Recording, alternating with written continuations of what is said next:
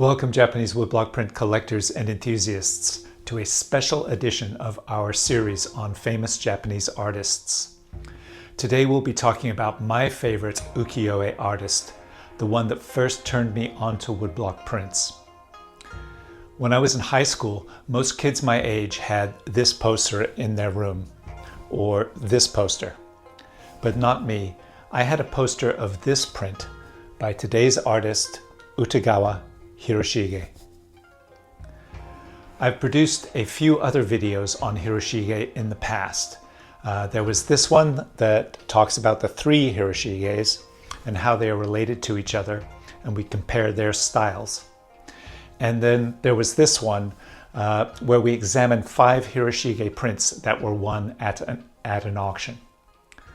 But this will be the first video that focuses solely on Hiroshige's life and work. As usual, I'll start with a brief bio, and then we'll dig into some of his most famous print series. Okay, let's begin. Hiroshige was born in 1797 in Edo, which is today's Tokyo. He came from a samurai background. Both his mother, father, and older sister had died by the time he was 12 years old.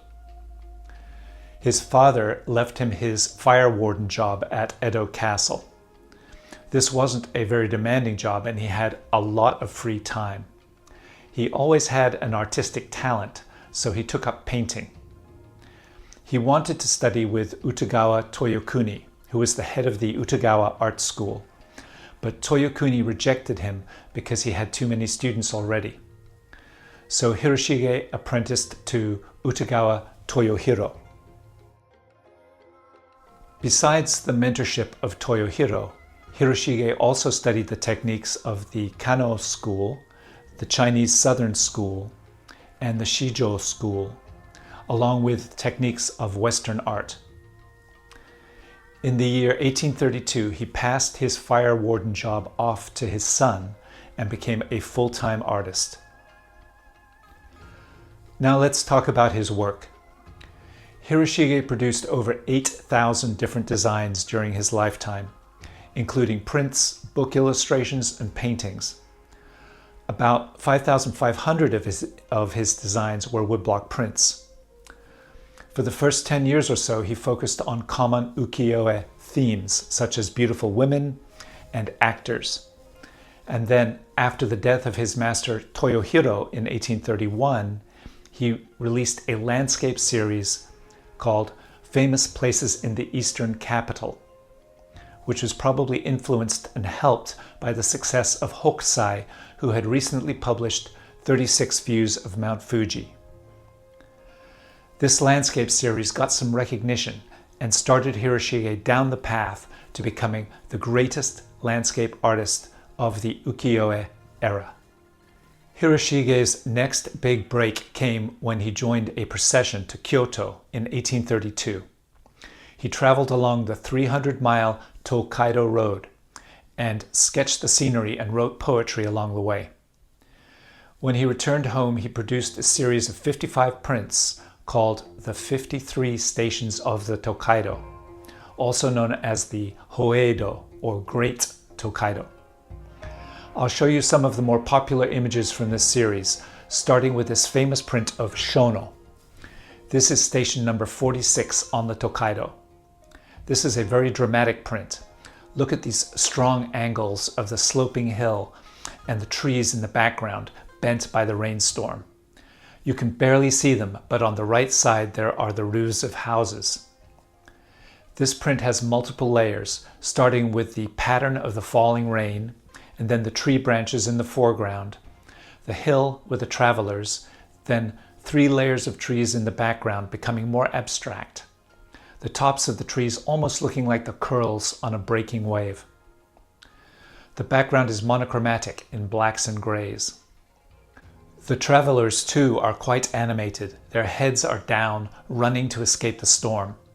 There are actually 4 people going up the hill. One is riding in the palanquin, and 2 running down the slope in the opposite direction. This creates tension and pulls our gaze both up and down the hill while the storm rages on.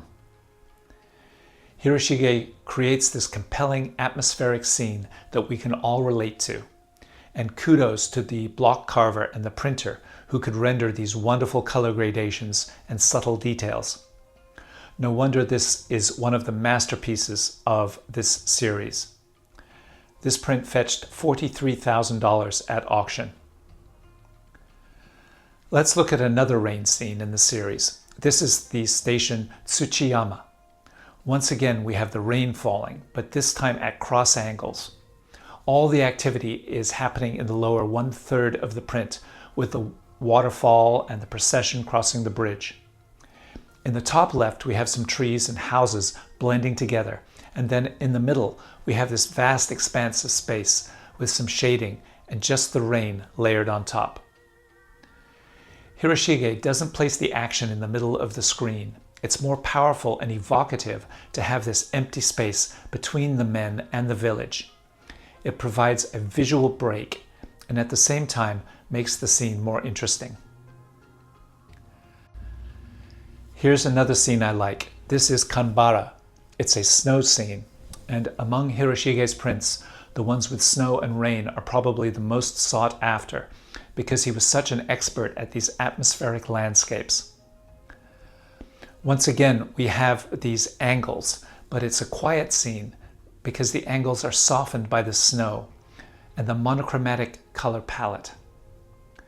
There are some beautiful gradations of gray in this print that add to the depth.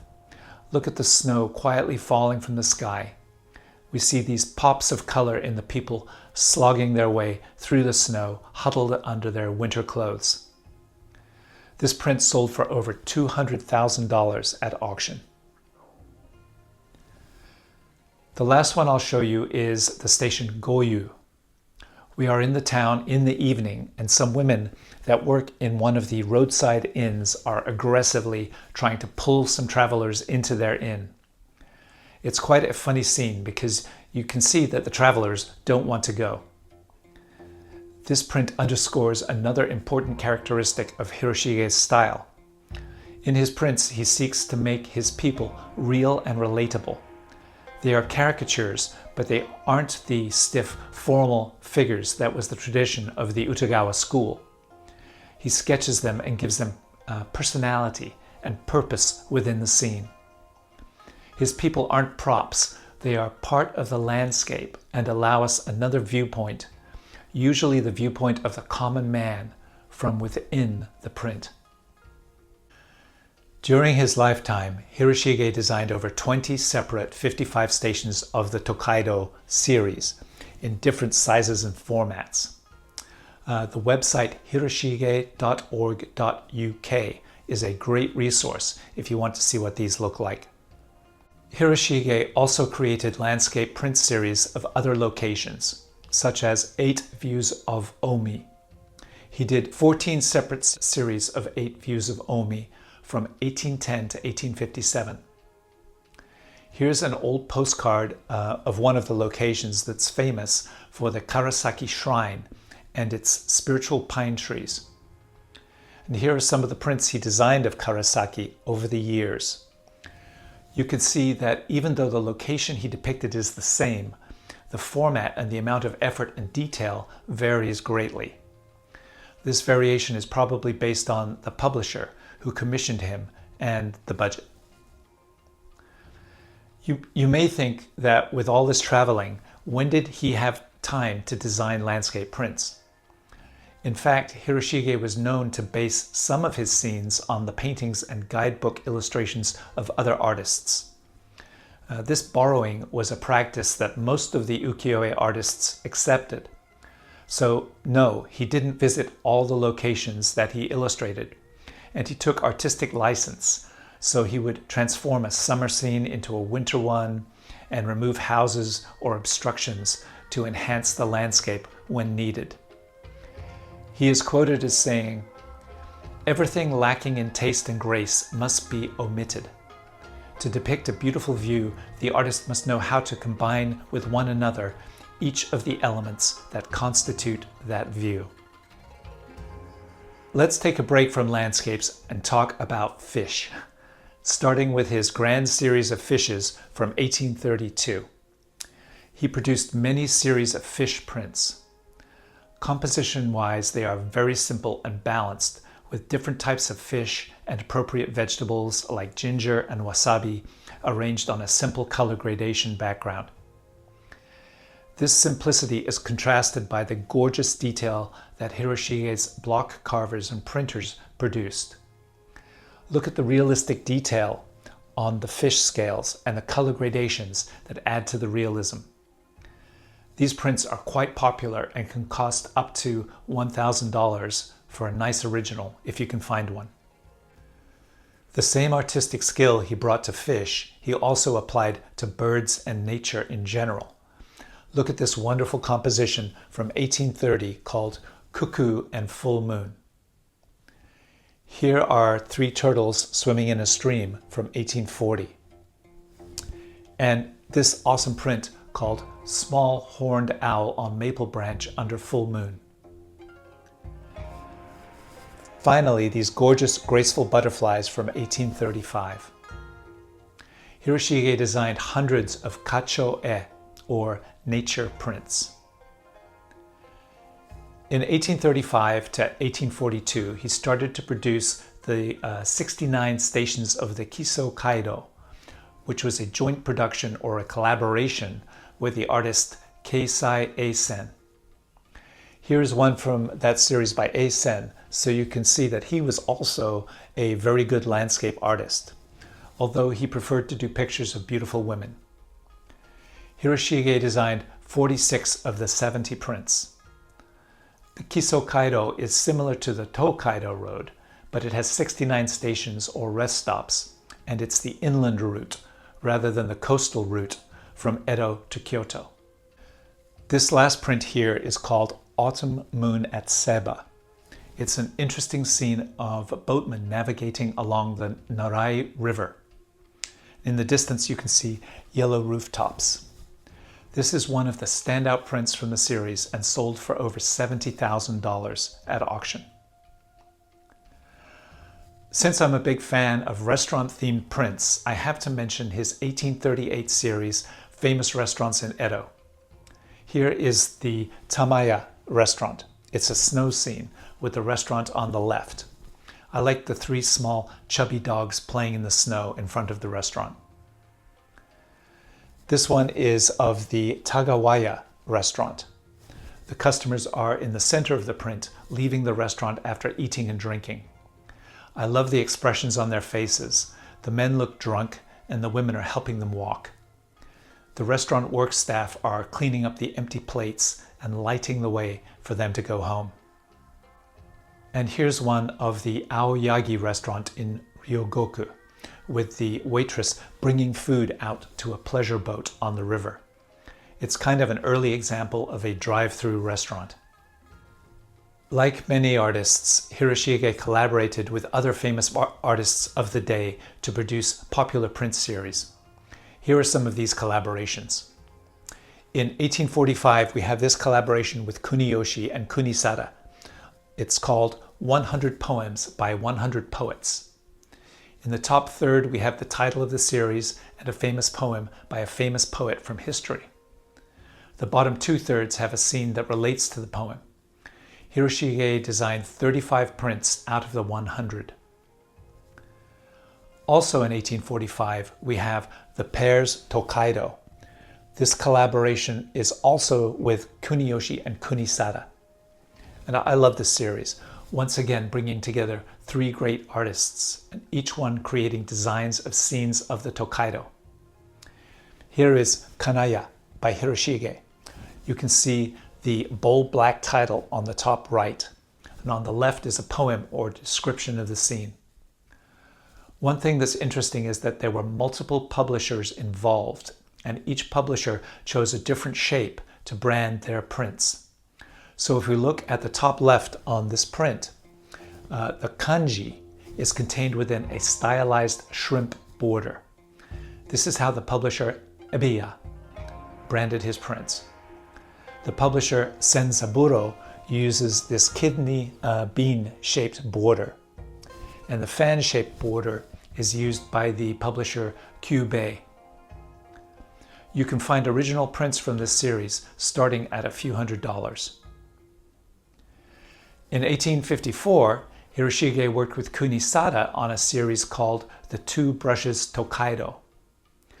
Hiroshige, of course, designed the inset landscape image at the top of the page, and Kunisada created the foreground image of the people engaged in some activity that related to the place.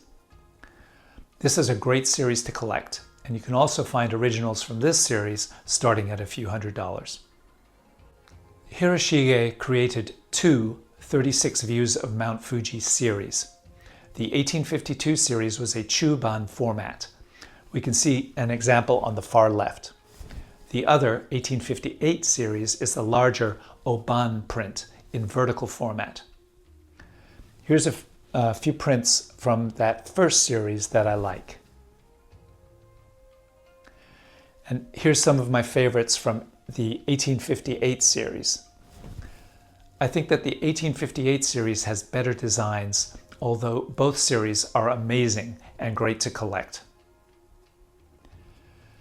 In 1853, we have a popular series called Pictures of Famous Places in the 60-odd Provinces. This featured each of the 68 provinces of Japan and the capital Edo. Hiroshige based many of his designs on old Japanese guidebooks called Meisho Zue.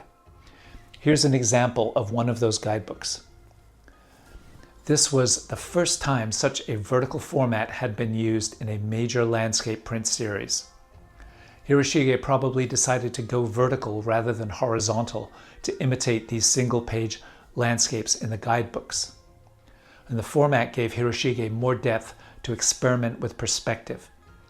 It's also thought that an innovative vertical format would have been better for marketing, and it would be easier to bind all the prints together in a book. I guess the vertical format was a success because in 1854 we see Hiroshige's most famous vertical format series, 100 Famous Views of Edo, or Meisho Edo Hyakkei. It was apparently paid for by a wealthy Buddhist priest who was in love with the daughter of Hiroshige's publisher. One of the key conventions of this series is the placement of large-scale objects, people, and animals, or parts of them, in the foreground. This device adds depth to the scene and makes for a more striking composition. We're starting here with the famous Kamaedo, or plum trees. It's basically just trees on a simple gradated background. But look at the sharp angles produced by the branches, contrasted by the delicate white plum blossoms, and the deep perspective. This print sold at Christie's for $118,000. Here's another example in this print of Hukagawa. The eagle is barely contained by the borders of the print, searching for prey in the snowy landscape below. An amazing, powerful design. This series also brings us some gorgeous snow scenes, once again cementing Hiroshige as the master of winter landscape. For night scenes, his Fireworks at Ryogoku is spectacular. A very simple color palette, but so evocative. And I love the way the pattern of the wood grain from the woodblock is visible in the night sky. And now we come full circle, back to Asakusa, rice fields, and the Tori-no-Machi festival. Hiroshige's pudgy cat is sitting on the window ledge watching the procession in the distance. This is an intimate scene, probably from inside a courtesan's room. We see signs that somebody was recently there. The hairpins are laid out on the floor, and the washbowl and towel on the window ledge. It's not just a landscape, it's a whole story. If you want to learn more about this series, I suggest you get a copy of this book by the author Andreas Marx called 100 Views of Edo. Before we leave, I want to touch on some triptychs because not only are they wonderful pieces of art, like this triptych of Tsukuda and this snow scene called Mountain River on the Kiso Road, but they also serve as amazing visual documents of the places and culture of Japan at that time. I mean, take for example this triptych of Ryogoku Bridge, the business hub of Edo. You can see hundreds of people on the land, the bridge, and the river conducting business and going about their lives. Here's a lively street view called Amusements While Waiting for the Moon on the Night of the 26th in Takanawa. And check out all the characters. He's drawn the sightseers, the families, the vendors, and even this man dressed as an octopus. It's really a detailed snapshot of life in Edo 200 years ago. Finally, I love this print of porters carrying passengers across the Oi River with Mount Fuji in the distance. Unlike artists like Kunisada and Kuniyoshi, Hiroshige didn't have many students. He thought that teaching wasn't that valuable and believed that the art student should study art by himself. That said, the most famous of his students were Hiroshige II, who I feel is the best successor to Hiroshige's style, and Hiroshige III, who was less talented but still created interesting prints, especially of the westernization of Japan. And then there's the comic artist Hirokage, who created many funny prints that often parodied Hiroshige's designs. Hiroshige's impact on the art world was felt far beyond Japan because prints from the 53 stations of the Tokaido and 100 famous views of Edo influenced European and Western artists such as Van Gogh, Manet, Monet, Cézanne, Whistler, Mary Cassatt, and many, many others.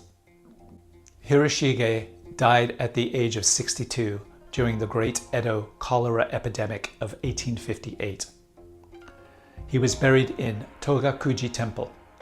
And just before his death, he left a farewell poem. I leave my brush in the east and set forth on my journey. I shall see the famous places in the Western land. I hope you've enjoyed this brief exploration of Utagawa Hiroshige's life and work. Please share this video with anyone you think would enjoy it. Like and subscribe to this channel if you haven't already. And as always, happy collecting.